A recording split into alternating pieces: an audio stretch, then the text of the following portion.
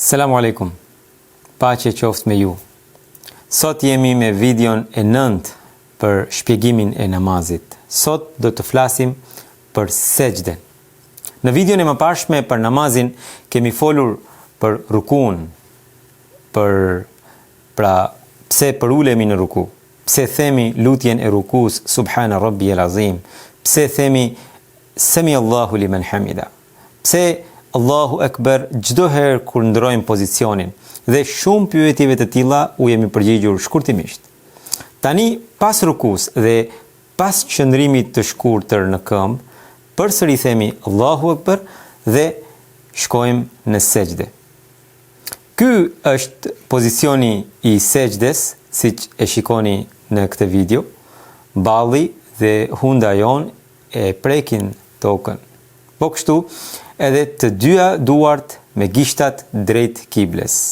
Por kujdes, mos i mbështetni bryllat. Ata duhet të jenë të ngritur. Gjunjt të mbështeten në tokë dhe po kështu edhe gishtat e këmbëve të përthyera në atë mënyrë që edhe ato të jenë në drejtim të kibles. Ky veprim i gishtave është mjaft efikas për të fituar edhe përqendrimin. Pra, është gjithashtu një ushtrim i dobishëm për trurin. Në këtë pozicion, të paktën 3 herë themi Subhana Rabbiyal A'la. I shenjtë është Zoti im, pra i patëmet është Zoti im, më i larti.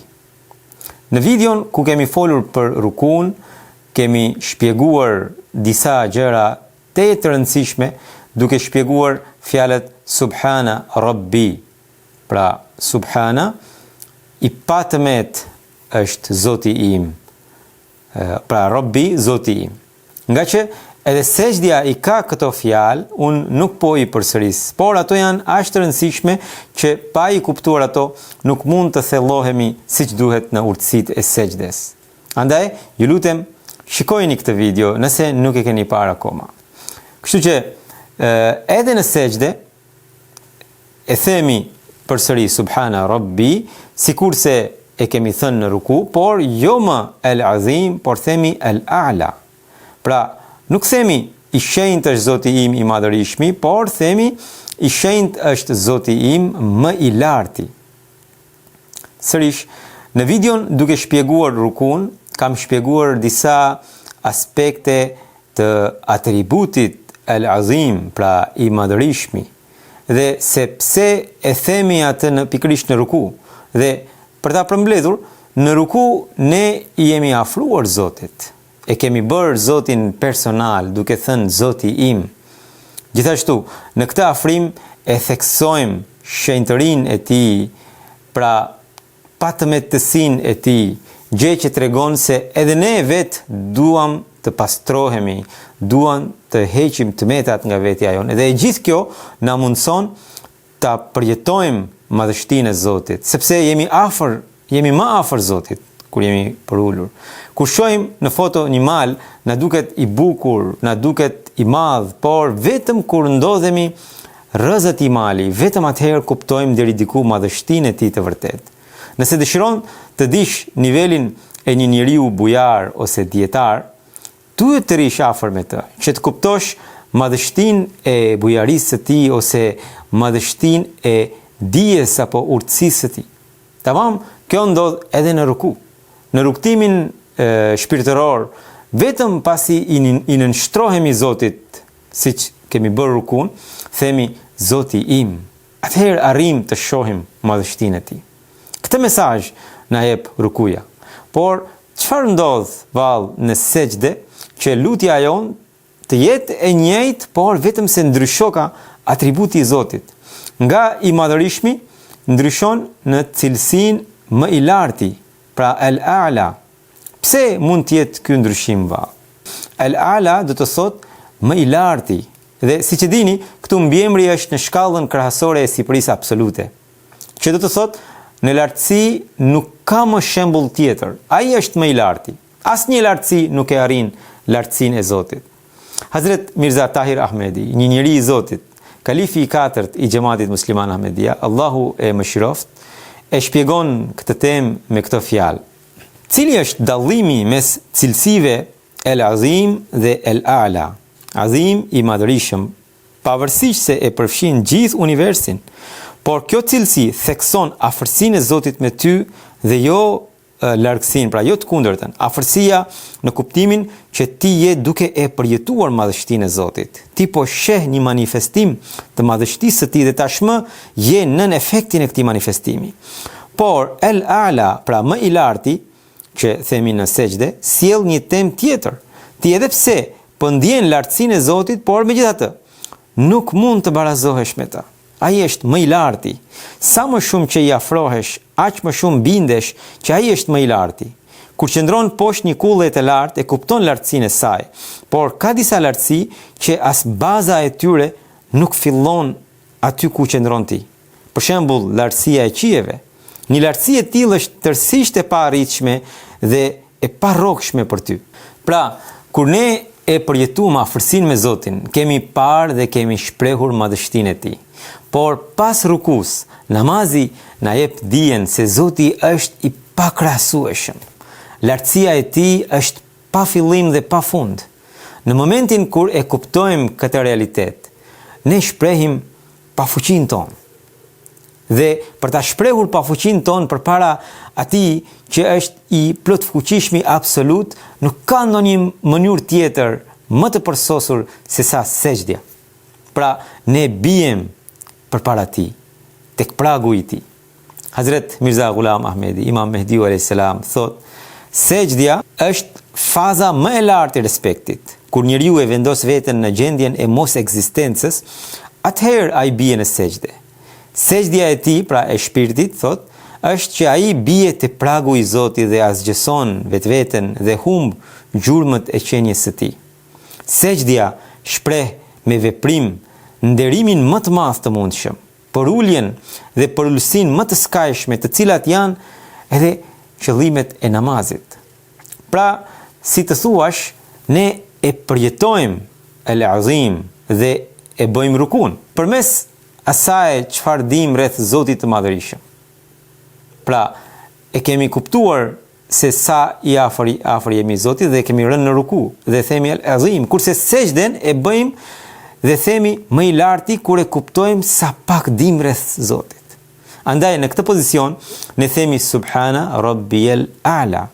Spari zemra ose shpirti ynë ndjen sejdën, më pas edhe trupi e shoqëron atë. Ose ndodh e kundërta. Ndoshta varet nga emocioni që kemi në namaz. Por ajo që është e prekshme, është pafuqia jonë që ne e ndjejmë përpara plot fuqisë së Zotit. Profeti sallallahu alaihi wasallam tha: bëni sejdë sa më shumë përpara Allahut, sepse çdo sejdë që bëni përpara tij ju lartëson në grad dhe ju largon një mëkat. Edhe në botën e shkencës e shohim këtë. Në momentin kur njeriu mendon se di gjithçka, më nuk mund të mësojë diçka të re. Por nëse kupton pa dijenin e tij, ai bëhet i gatshëm për të fituar dijen. Siç përmendet edhe në apologjinë e Sokratit, që Sokrati ishte i vetëdijshëm se ai nuk dinte asgjë. Prandaj kishte urtësinë më të madhe se të tjerët. Nga ana tjetër, sa më shumë që njeriu bëhet më i madh, aq më poshtë përfundon ai. Në botën laike, lartësimi përmes përullësisë ka një kuptim të kufizuar. Nuk është më tepër se një ushtrim mendor ose një ndjenjë personale. Kurse në spiritualizëm, në botën shpirtërore, kjo të lidh me krijuesin. Ti përjeton kontakt me të. Pra, në spiritualizëm, ne arrim të njohim paditurinë tonë, jo thjesht përpara vetes sonë, por përpara Zotit të Madhërisëm. Kjo pikërisht na mundson të krijojmë lidhje me Zotin, kontakt me Zotin. Megjithatë, kjo nuk vjen me namazin që falet thjesht si ritual ose me namazin e një dite apo të një nate. Nëse egoja jote refuzon të bjerë në sejdë përpara Zotit, jo 5 herë, por edhe 100 herë në ditë të falesh, falja e tillë nuk të lejon të mendosh për paditurinë tënde. Andaj, sejdja e vërtet përpara Allahut është vetëm ajo kur edhe shpirtërisht rafshohesh me tokën. Dhe akti i pranimit të paditurisë përpara të madhit Zot të mundson të zbulosh të vërtetat absolute. Me sejdën ne provojmë që jemi asgjë dhe gjithçka është vetëm Zoti. Kjo përullësi bëhet shkak i lartësimit të robit. Edhe lutja e plot që bëhet midis dy sejdeve e tregon këtë që ju shpjegova pak më parë. Shumica e muslimanëve mes dy sejdeve bëjnë një lutje të shkurtër duke thënë Allahumma ighfirli, o Allah më fal. Por nëse i mbledh të gjitha rrafimet, pra hadithet, këto si që shikoni në ekran janë gjithsej fjalët që në kanë ardhur nëpërmjet sahabëve që profeti Muhammed sallallahu alaihi wasallam i thoshte midis dy sejdeve.